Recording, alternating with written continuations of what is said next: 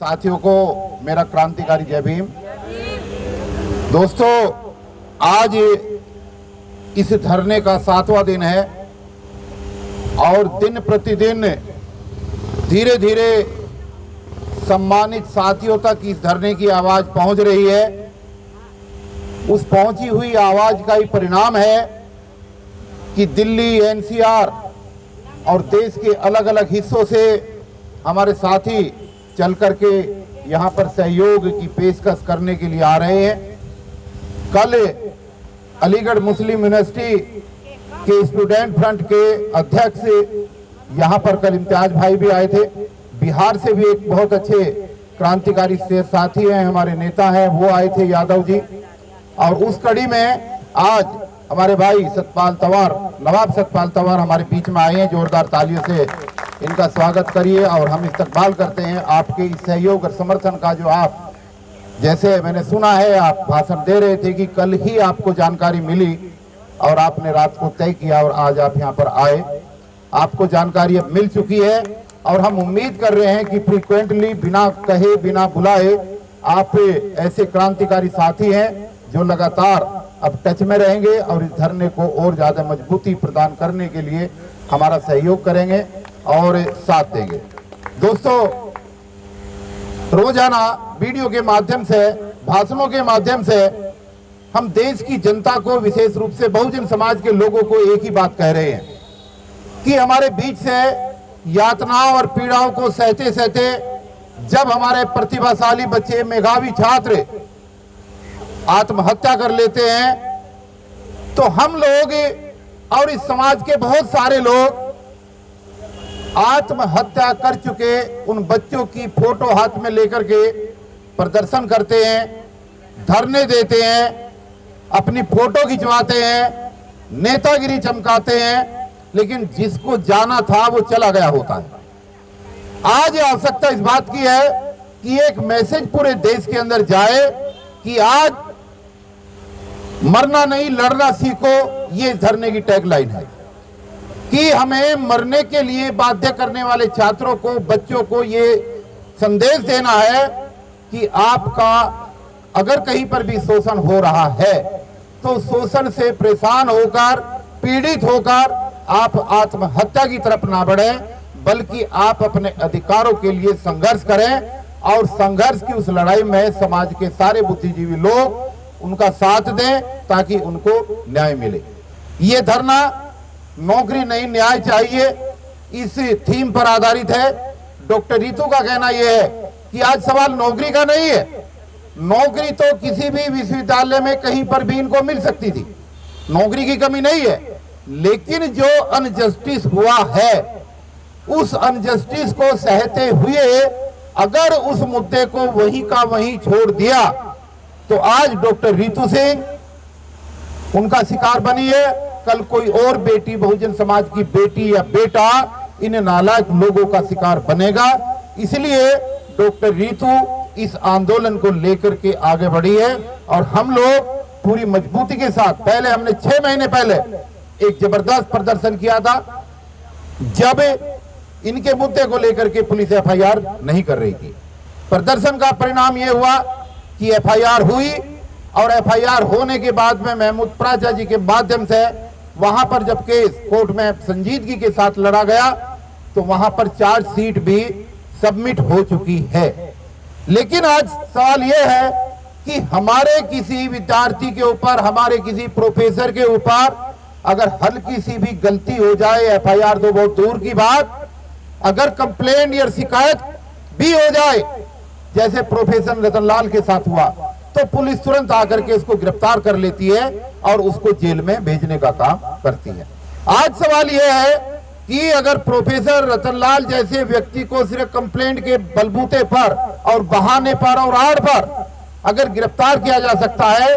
तो डॉक्टर सविता राय जिसने जघन्य अपराध किया है और आज SC/ST एक्ट के अंदर उनके ऊपर एफआईआर हो चुकी है, तो आज ये पुलिस, दिल्ली पुलिस जो है उसको गिरफ्तार क्यों नहीं कर रही है और यहाँ का प्रशासन उसको जो है डिसमिस क्यों नहीं कर रहा, उसको बर्खास्त क्यों नहीं कर रहा है।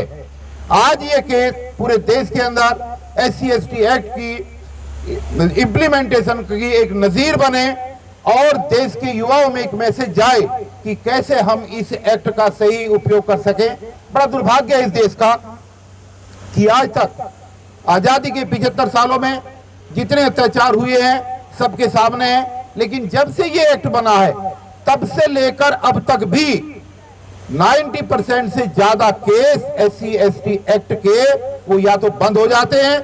या फिर दबाव देने के बाद, दबंग जो दबाव देते हैं तो दबंगों के दबाव देने के बाद जो है ये केस जो है कंप्रोमाइज होकर के खत्म हो जाते हैं। इसलिए एक ऐसा एक्ट जिस एक्ट के लिए 2 अप्रैल 2018 को पूरा देश बंद हुआ, एक ऐसा एक्ट जिसको प्रभावी बनाने के लिए हमने अपने समाज के 15 युवाओं की बलि दी, वो शहीद हुए, उनको गोली मारी गई। अगर इस एक्ट के अंदर FIR होने के बाद अगर कार्रवाई नहीं होगी तो फिर इस एक्ट के प्रभावी होने या निष्प्रभावी होने का या 2 अप्रैल को भारत बंद करने का कोई औचित्य देश में नहीं है। इसलिए ये धरना यहाँ पर इसलिए हो रहा है, ये धरना यहाँ पर इसलिए नहीं हो रहा कि इनको नौकरी चाहिए, बल्कि धरना आज इसलिए हो रहा है कि न्याय चाहिए और SC/ST एक्ट के तहत होने वाली FIR के अंदर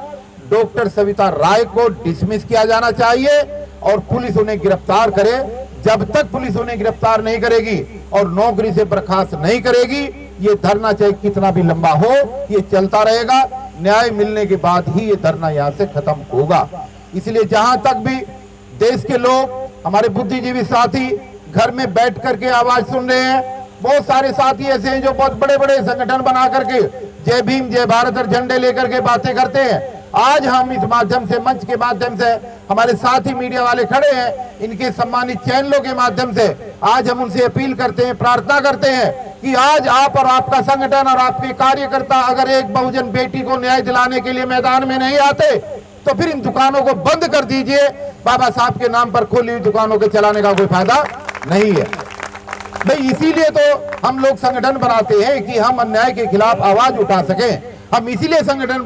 बनाते हैं ताकि हम अपने समाज के युवाओं को एक शिक्षा दे सकें, एक निर्देश दे सकें, आने वाले समय के लिए उनको आह्वान कर सकें, उनको आत्महत्याओं से बचा सकें, उनको न्याय दिला सकें।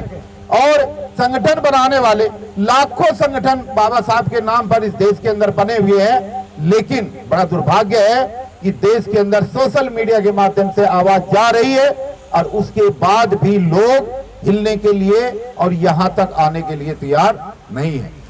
नाहरपुर गांव के तमाम हमारी माताएं बहनें, मैं तो सलाम करता हूं इनको, ये डेली आती हैं, बहुत बड़ी बात है। पूरे गांव के साथी हमारे आते हैं और गांव तो बहुत है भाई, दिल्ली में तो बहुत गांव है। अगर हर गांव से ऐसे ही 2-2, 4-4, 10-10 महिलाएं आए, भाई आए, लेकिन कहां बाबा साहब की अम्बेडकर जयंती 14 अप्रैल को एक बार मनाते हैं और उसके बाद में पर्ची कटवा करके पैसा इकट्ठा किया, थोड़ा सा हलवा पूरी बांटा, उसके बाद में पूरे साल के लिए सो जाते हैं। अगर यही अम्बेडकर जयंती है और इसी को तीसरी मानते हैं तो ये सब बेकार में ढकोसले हैं, ढकोसले को बंद कर देना चाहिए। बाबा साहब की अम्बेडकर जयंती मनाना है और इस देश में अगर मैसेज जाना है तो आज दिल्ली यूनिवर्सिटी के 4 नंबर गेट पर आर्ट फैकल्टी के सामने डॉक्टर रितु सिंह के माध्यम से चलाए गए इस धरने का आप सहयोग करें, समर्थन करें और आकर के इसमें अपनी पूर्ण आहुति दें ताकि देश के अंदर SC/ST एक्ट की सही इंप्लीमेंटेशन होने के लिए एक रास्ता बने और देश के युवाओं में एक मैसेज जाए कि आज हमें मरना नहीं है, बल्कि आज हमें इन मनवादियों को जेल के सलाखों के पीछे पहुंचाना है। आज हम मरेंगे नहीं बल्कि लड़ेंगे, और अगर मरना भी होगा तो लड़ते लड़ते मरेंगे, घुटने टेक करके नहीं मरेंगे, आत्महत्या करके नहीं मरेंगे। तो मेरे साथी जो आज आए हैं, मैं पुनः भाई नवाब सतपाल तंवर जी का, उनकी पूरी टीम का, जो उनके साथी आए हैं और नए सम्मानित साथी भी आज कई चेहरे आज देखने को मिले हैं। अज्ञानी जी भी कहीं दिखाई दे रहे थे, कहाँ गए, चले गए? अच्छा, ऐसे ही धीरे धीरे साथी, मेरा तो यही अनुरोध है कि जो साथी आ रहे हैं वो आकर के फिर गायब ना हो, क्योंकि हम ये भी देख रहे हैं कि पहले दिन जो आए थे वो आज तक दिखाई नहीं दे रहे और जो दूसरे दिन आए थे वो नहीं दिखाई दे रहे। भाई आकर के सिर्फ भी भाषण देने से बात नहीं बनेगी, यहाँ पर तो लगातार आना पड़ेगा, आना चाहिए और लगातार आएंगे, दबाव बनेगा, तभी जाकर के पुलिस प्रशासन हरकत में आएगा और तभी ये मोदी सरकार जो है जागेगी। जो इन्होंने गुंडागर्दी इस देश के अंदर फैला रखी है, इस सरकार के खिलाफ जब तक सारे लोग मिलकर के आवाज नहीं उठाएंगे, जब तक ये शोषण इसी तरीके से होता रहेगा। ये शोषण के खिलाफ उठने वाली आवाज का एक नमूना है, ये नजीर है, और ये यहाँ से चला हुआ आंदोलन पूरे देश के कोने कोने तक जाना चाहिए और ये आवाज जानी चाहिए कि आज देश की राजधानी दिल्ली के दिल्ली यूनिवर्सिटी के अंदर अगर एक डॉक्टरेट की हुई बहुजन बेटी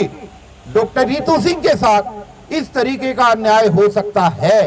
तो दूर दराज के गांव देहात के अंदर हमारे लोगों के साथ, हमारे बच्चों के साथ, हमारे युवाओं के साथ किस तरीके का व्यवहार होता होगा, इसकी कल्पना ईमानदारी के साथ में, विवेचना के साथ हमें करनी चाहिए। उनकी तो आवाज को दबा दिया जाता है, वो तो गांव में कुछ कर भी नहीं पाते, लेकिन आज सोशल मीडिया का जमाना है, वो देखते जरूर है। अरे देखेंगे तो वो भी जिंदा होंगे, वो भी आवाज उठाने के लिए आगे आएंगे, लेकिन देश की राजधानी दिल्ली में तो कम से कम सहयोग और समर्थन के लिए आगे आना चाहिए। इसलिए तमाम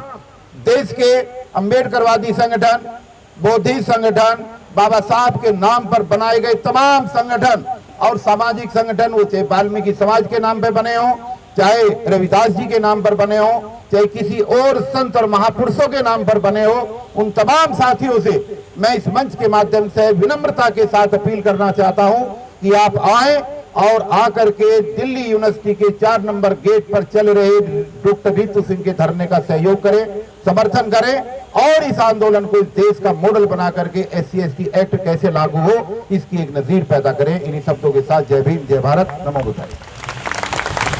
कहाँ गए संचालक?